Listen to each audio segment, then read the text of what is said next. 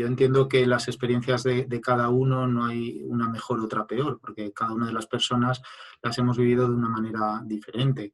Mi experiencia profesional es difícilmente discriminable de la personal, porque una de las sensaciones que he tenido a lo largo, sobre todo de los meses más duros, de marzo, abril y mayo, ha sido que todo esto ha sido muy rápido y de una inmersión global. Es decir, que el 100% de tu tiempo y de tus energías estaba dedicada exclusivamente a la pandemia. Y eso es muy difícil discriminarlo en un ambiente personal. Es decir, todo estaba ocupado por COVID.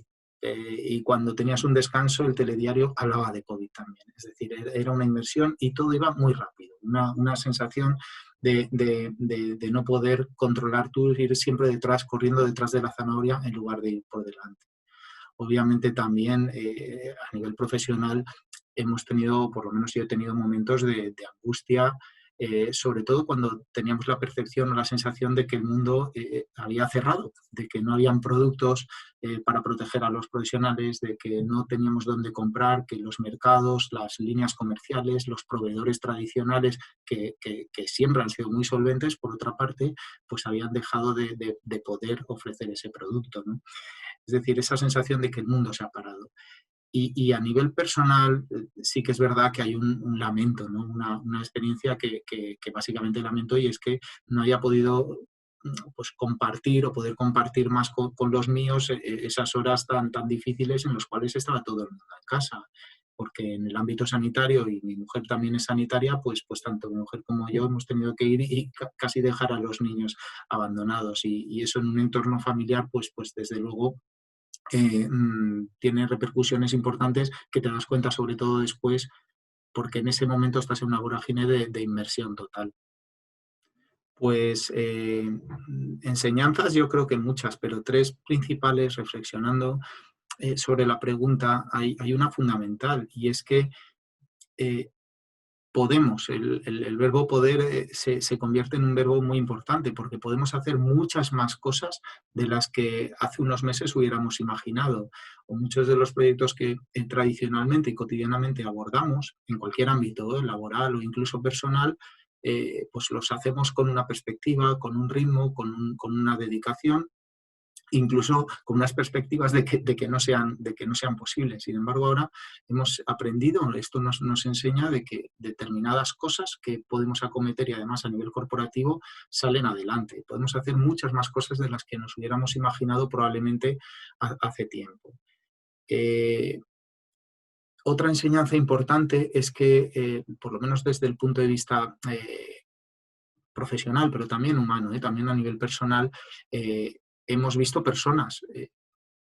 Yo también he trabajado en hospitales, y cuando estás trabajando en un ámbito sanitario, obviamente ves personas y las ves en términos, digamos, patológicos, pero aquí estamos viendo personas en el contexto global de la palabra, en todos sus aspectos, en todas sus dimensiones.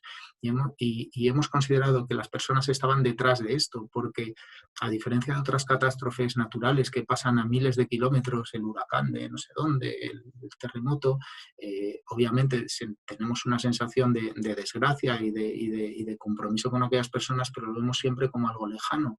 Aquí hemos reconocido personas y hemos aprendido, esta pandemia nos ha enseñado a reconocer personas, y en esas personas autorreconocernos a nosotros. Es decir, la cotidianidad de esas personas es fácilmente reconocible por cada uno de nosotros, y eso, en definitiva, lo que nos ha enseñado es a mantener, como se ha puesto en manifiesto con aplausos y otras iniciativas, en sentimientos de solidaridad, de corporativismo, de ponernos todos manos a la obra, ¿no? Y hay otra enseñanza muy importante, sobre todo a nivel de trabajo y a nivel de lo que es una administración pública, sobre todo, y entiendo que puede ser extrapolable a muchas otras organizaciones y compañías. Y es que hemos aprendido a dejar de hacer cosas. Es decir, que no solo podemos hacer cosas muy importantes, sino que hemos dejado de hacer cosas y no ha pasado nada. Es decir, que resulta que hacíamos un montón de cosas que son prescindibles y que aportaban un valor escaso y sin embargo estaban en nuestra inercia cotidiana y por tanto es muy importante también haber aprendido o haber dado, o que nos hayamos dado cuenta, por lo menos que seamos conscientes de que hay un montón de cosas, de procesos, de procedimientos, etcétera, que hemos podido dejar de hacer y no ha pasado demasiado, no ha pasado no aparentemente. Por tanto, es una enseñanza muy importante. Respecto a los retos que se plantean a futuro, ¿no? Porque hemos aprendido muchas cosas, pero otras se nos olvidarán, seguro. Pero los retos de futuro, yo me gustaría plantear 3 retos. El primero, que es muy importante y va relacionado con la enseñanza esta de dejar de hacer cosas, es que tenemos que empezar a pensar en soltar lastre. Nuestras inercias normativas, de procedimientos, de procesos, al final conllevan un sistema muy pesado, que exige muchísimo esfuerzo y muchos requerimientos, mucha energía para moverse. Tenemos que aprender y empezar a pensar en soltar lastre, simplificar, evitar lo superfluo y dedicarnos.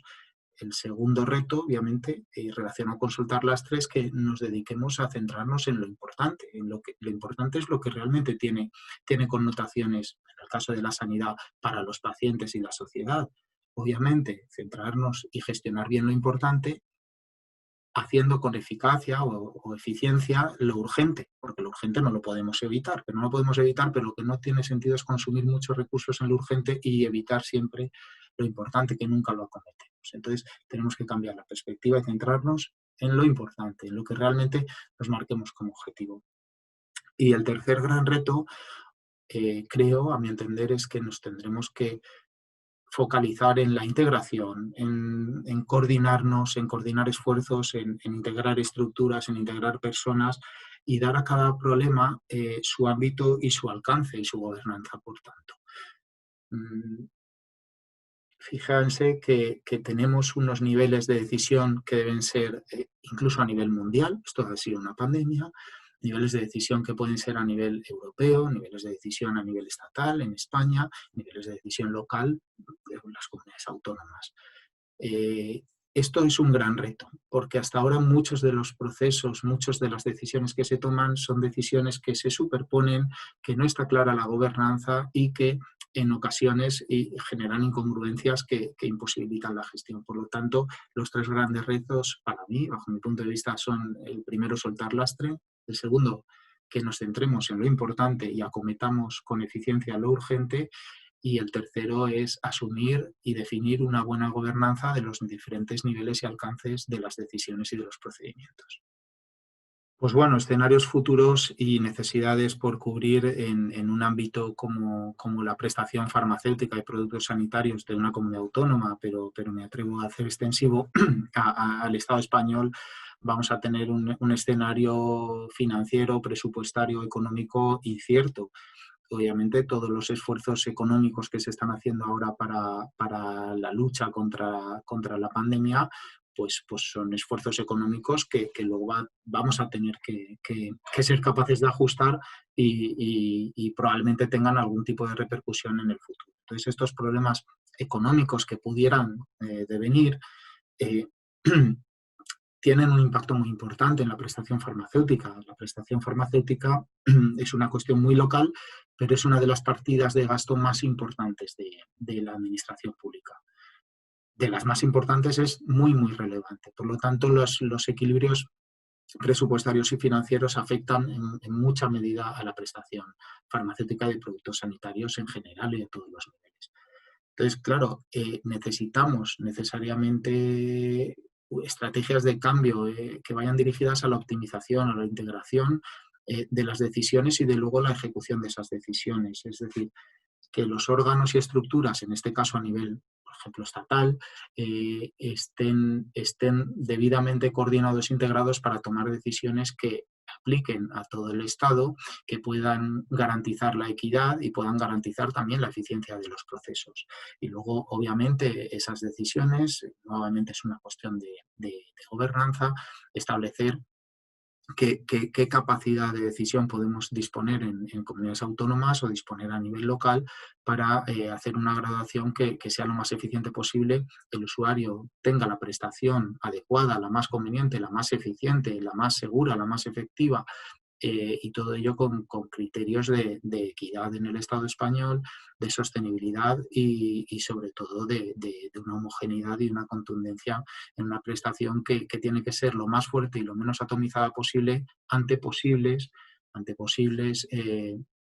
amenazas financieras o presupuestarias. Y luego necesitamos, obviamente, quizá un modelo de financiación no autonómica solo, sino también de lo que son partidas tan importantes como la prestación farmacéutica, que implique o que conlleve cierta previsibilidad o la mayor previsibilidad posible ante incrementos del gasto farmacéutico y la aparición de nuevas terapias que cada vez que irrumpen pues son muy beneficiosas para la población en términos generales, pero los incrementos de costes de las terapias avanzadas, de la oncología, de las enfermedades raras, tensionan mucho el sistema y necesitamos una previsibilidad presupuestaria que tiene que estar dentro de los presupuestos y dentro de las financiaciones de los órganos del Estado español. Pues bueno, la colaboración público-privada, bien, es un término que empleamos porque lo tenemos que llamar de alguna manera.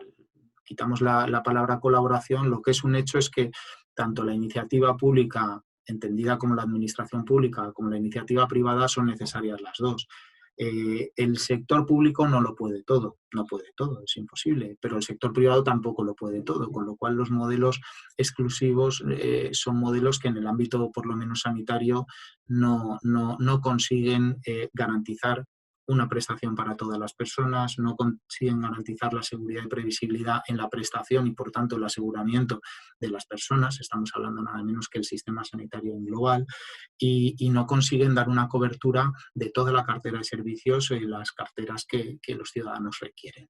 Por lo tanto, no es posible con el sector público exclusivamente, no es posible con el sector privado. Más allá de la colaboración o del término que empleemos para esta relación, lo que es obvio es que si queremos garantizar esa cartera, garantizar esa cobertura, garantizar también esa equidad y esa seguridad en la prestación de cara a futuro, es necesario que ambas estrategias o ambas perspectivas estén combinadas y obviamente colaboren. Obviamente. ¿Qué debemos de cambiar o qué podemos mejorar? Pues así a priori todo lo que no funcione bien. Pero ya lo he comentado en alguna otra pregunta, el aspecto de la gobernanza es muy importante, porque al fin y al cabo son los procedimientos que delimitan la transparencia y sobre todo las cosas claras, ¿no? Para delimitar exactamente cuáles son las competencias, etc. Establecer términos de colaboración entre el sector público y el sector privado, pues obviamente tenemos fórmulas jurídicas que ya conocemos, acuerdos, convenios, conciertos, incluso unas estrategias de mecenazgo, las que fueran, ¿no? Pero en cualquier caso, ese modelo de gobernanza hasta ahora es un modelo casi como muy normativo y muy vinculado al sector público y al sector privado.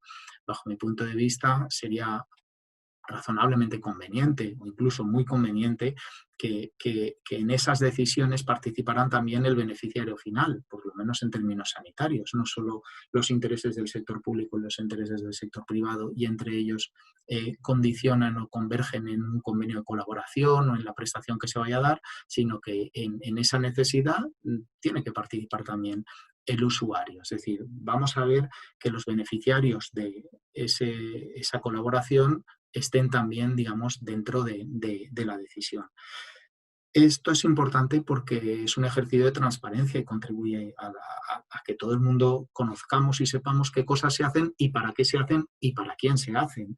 Y además contribuyen a una mejor prestación, porque de alguna manera están orientadas al beneficio de los beneficiarios, de las personas, y no al posible beneficio que pudiéramos tener una administración y una empresa.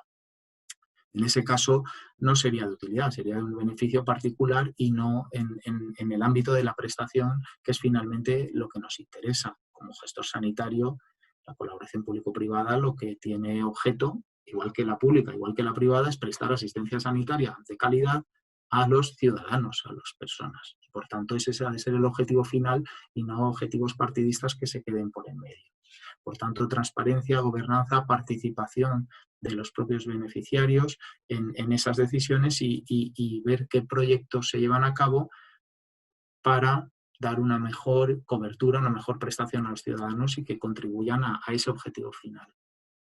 Bueno, muy brevemente la reflexión, y esto no es nada original por mi parte, porque al fin y al cabo son cosas que van saliendo en prácticamente todas las preguntas que nos habéis lanzado, es que cualquier crisis al fin y al cabo tiene una solución, es decir, al fin y al cabo se resuelve.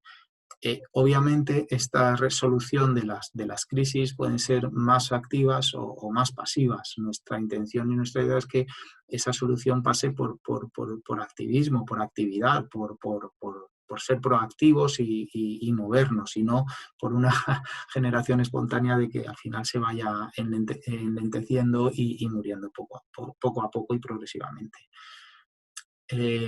Las crisis en ese sentido tienen caducidad y tenemos bueno, que las reflexiones que estamos viviendo, unos momentos duros en los cuales nos tenemos que reubicar cada uno de nosotros, muy probablemente, pero no tenemos que olvidar que las cosas pasan o se modifican. Es decir, que los objetivos y nuestras trayectorias no tienen por qué verse